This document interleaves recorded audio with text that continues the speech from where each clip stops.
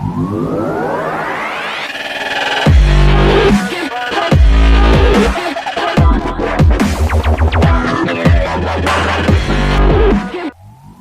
บายดีค่อยชื่ออันดามันลิทงซิงในวิดีโอนี้เป็นวิดีโอทดลองเกี่ยวกับการควบคุมมอเตอร์ด้วยโทรศัพท์ผ่านทางบลูทูธซึ่งจะเป็นได้นั้นเขาติดตามกันเลย